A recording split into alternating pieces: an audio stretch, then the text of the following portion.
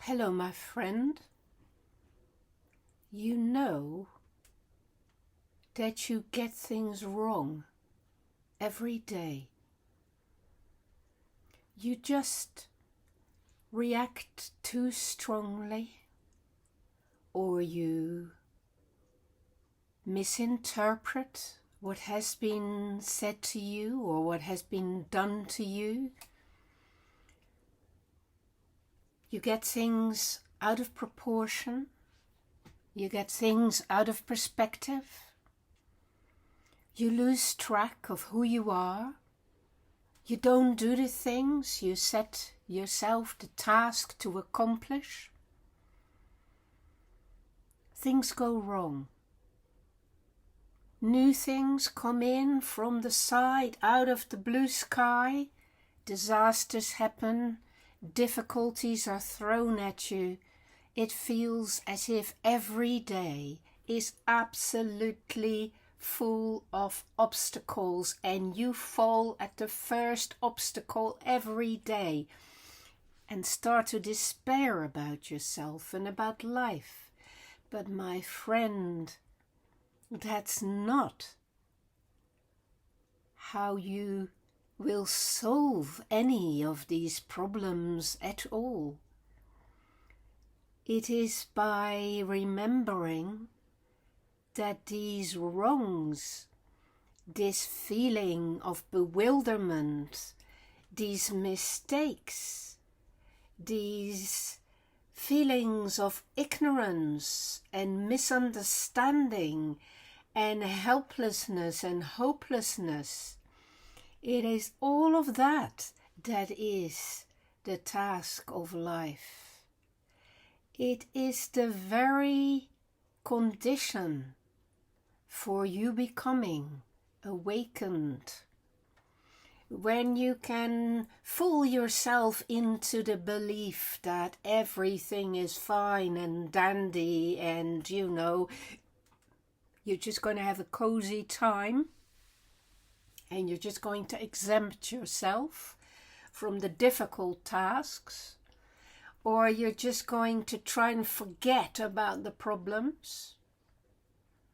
All of those things may be helpful temporarily, but you and I both know that if you try to file the difficulties for future reference or shove them to the back of your desk or to the back of your mind, no good will come out of that, my friend, will it? You have to face up.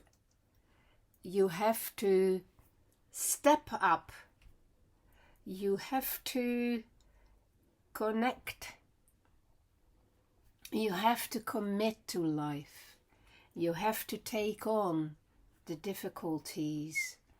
And you have to be prepared for getting it wrong anyway. This is not some kind of path to perfection, this life. Oh no. Far from it, my friend. It is an ongoing process. What you do is processing reality, processing contradictions, processing troubles, processing misunderstandings, disconnects, your own ignorance, your own denial, your own lack of insight or deftness in solving the problems, to confront all of that and to allow it and to trust that you are big enough and strong enough to deal with every single bit of it, day after day after day, and that in doing this, in processing this process, and in getting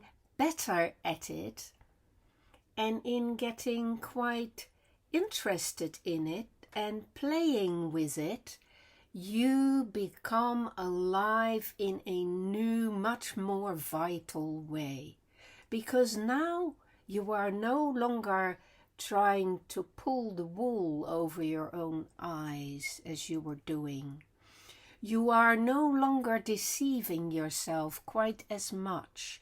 You are no longer in denial and in negation and in a desire to forget about it all and to not deal with any of it.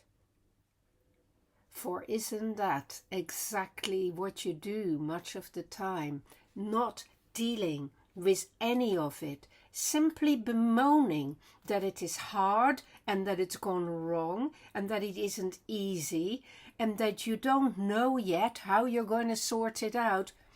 But my friend, sort it out. You will. Because that is what life demands of you. Because as human beings, we are problem-solving mechanisms that are here to clear these messes. We are here precisely to articulate what is happening, what is right and what is wrong, and how we can do better, and how we can learn to be an agent of change and learning and transformation, to be someone who smooths it out gradually, who organizes and orders and makes sense of things, who makes things understandable, approachable, containable, right and pleasant and understandable, to articulate it and to pass it on and to remember it and to get better and better and stronger in doing these things. And some of these things are about taking time, pausing, finding peace, not letting things trouble you, finding yourself in the middle of it all and finding yourself connected to it all and realizing that all these difficulties only do one thing. They make you who you are. And with every solved difficulty and every bit of trouble or wrongness having been righted or resolved or sorted, your spirit has become a little lighter, a little more insightful, and a little more alive. Your spark is fired up by all these efforts you make each day, and you know that it gets better along the way, don't you? You know that it gets easier, that it really is like a dance, and that you are learning the steps, and you are not just learning the steps and the gestures and the movements, you're also learning to be aligned with the other dancers and to make it into a joyful experience.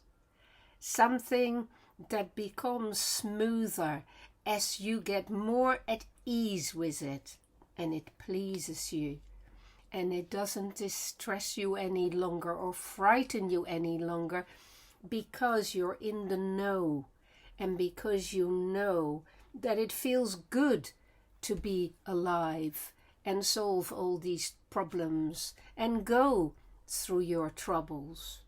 And I know sometimes it seems impossible and sometimes it seems overwhelming. But that too is a problem we all encounter. That too is something we can learn to be with and live with by looking it in the eyes without flinching, without special pleading for exemption or for being too weak to have to do it.